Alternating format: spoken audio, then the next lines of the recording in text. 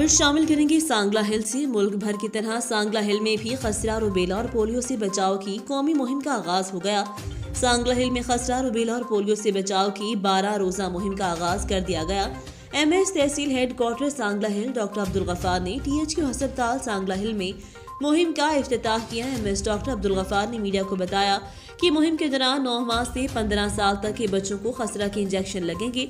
इंसदाद खसरा रूबेला मुहिम में 5 साल तक के बच्चों को पोलियो के कतरे भी पिलाए जाएंगे।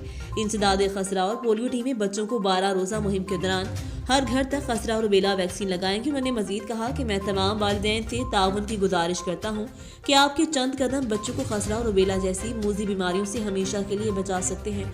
Sajid but, tehsil reporter, Jio Pakistan news, tehsil Sangla.